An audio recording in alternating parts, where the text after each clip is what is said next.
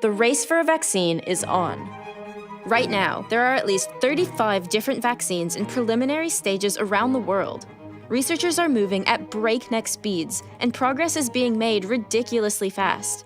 And the most promising vaccines right now are ones that are very different from the traditional vaccines we all know about. This type of vaccine is called an RNA vaccine, and if successful, could revolutionize the way we prevent infectious disease.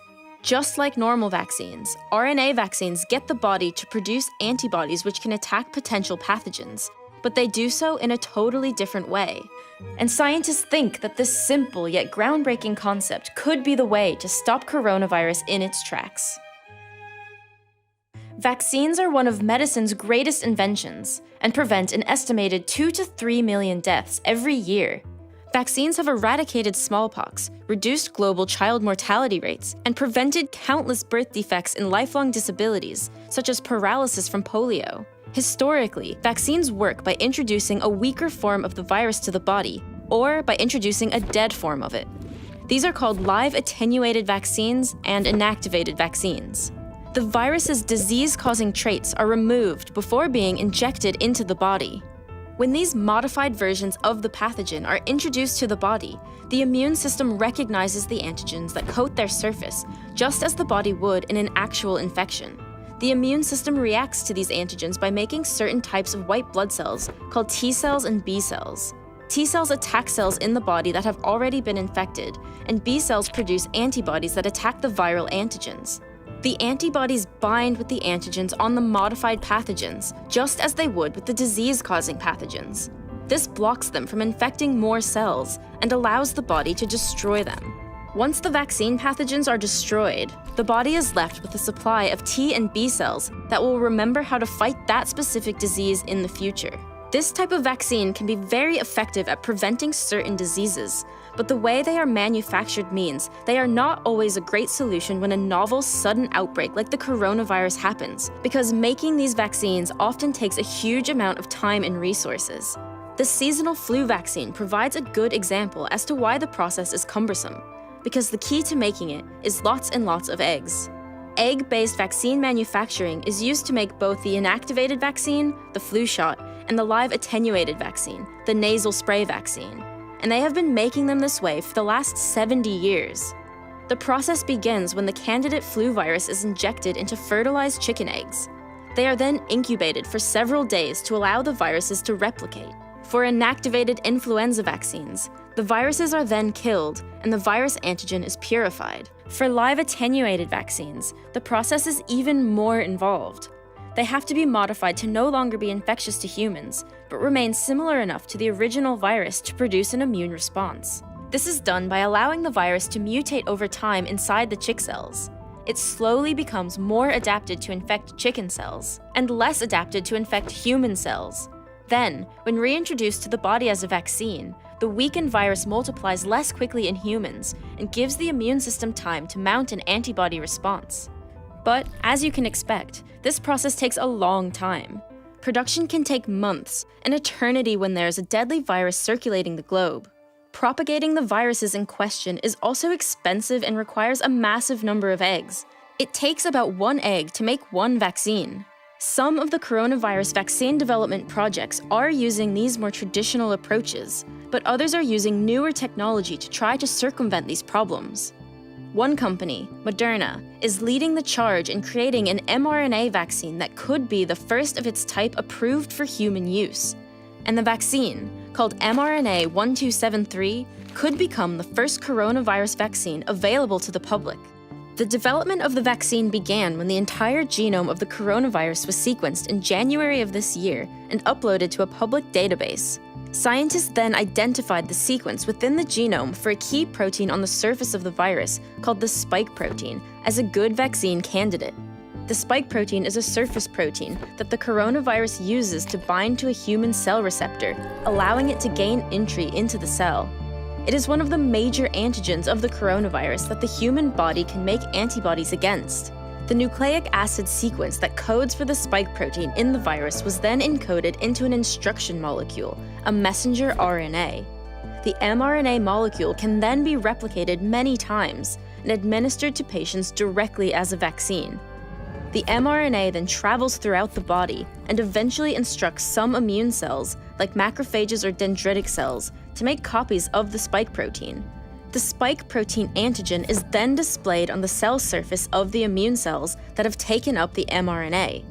The presence of the spike protein lets the immune system think it has been infected by the coronavirus. Immune cells then learn about the spike protein and mount an immune response against it. The immune cells that develop then remain in the body and can protect the person if they ever come in contact with the actual coronavirus. This novel approach is promising because the virus itself doesn't have to be propagated to make a vaccine. This cuts out a time-consuming process and instead uses the human body, in a sense, to manufacture its own vaccine. In contrast to the months required to make traditional vaccines, RNA vaccines can be made in the lab in approximately 1 week using readily available materials. And because it is relatively easy to encode mRNA with any nucleic acid sequence, variations of the vaccine can be made quickly too, using the same production methods and manufacturing facilities. This, in particular, could become vital for viruses that mutate, allowing vaccination efforts to be more nimble and adaptable to changing circumstances. A recent study used mice to test the effectiveness of RNA vaccines for a range of infectious diseases, including the Ebola virus, H1N1 influenza, and Toxoplasma gondii.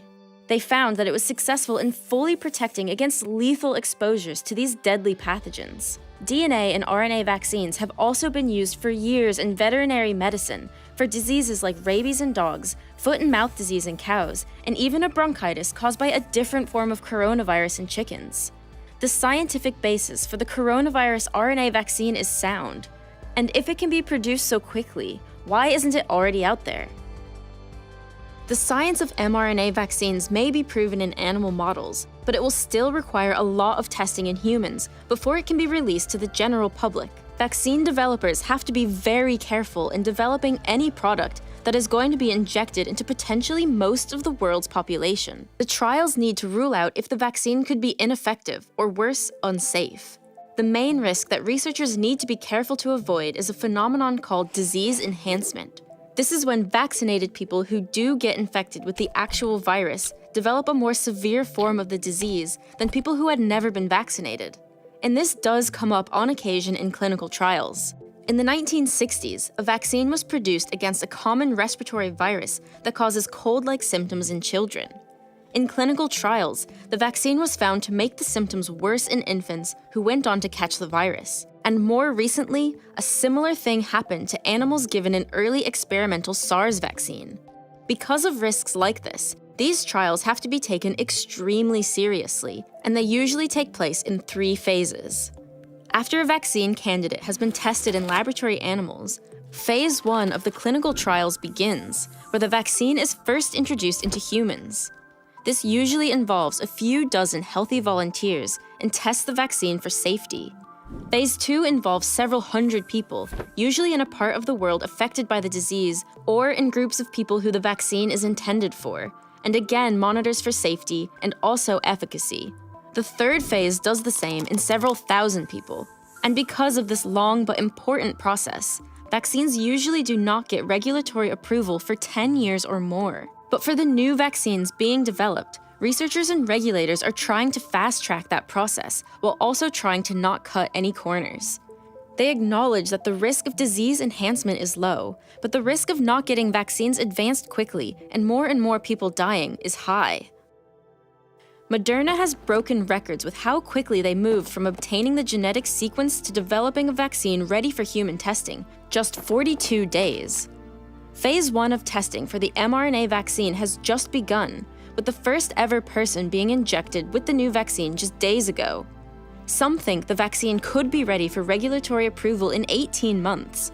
That feels like ages when it seems like the world is crumbling around us, but is in fact lightning speed for this process. One of the reasons their vaccine development has been so fast is the work they've done over the past 2 years working to develop a vaccine against the MERS virus. So when the company received the coronavirus genomic sequence in January, the stage was already set. However, the 18-month timeline is still an optimistic one. Basically, everything has to go right in all 3 phases of the clinical trials to allow the vaccine to be ready for 2021. If they can pull it off, it would be a world record. But even if it takes longer, the development will be groundbreaking. mRNA vaccines are likely going to be a big part of the way we prevent infectious diseases in the future and can hopefully be a powerful tool in the toolbox in any future viral outbreak. Whether you would develop these symptoms depends on a lot of factors, such as your age and whether you already have an existing condition. While this all sounds scary, the push to develop a coronavirus vaccine is moving at high speed. Studies of other coronaviruses led most researchers to assume that people who have recovered from a SARS-CoV-2 infection could be protected from reinfection for a period of time. But that assumption needs to be backed by empirical evidence, and some studies suggest otherwise. There are several different approaches for a potential vaccine against the coronavirus. The basic idea is that you would get a shot that contains faint versions of the virus. Is part of what's taking researchers so long to develop a vaccine.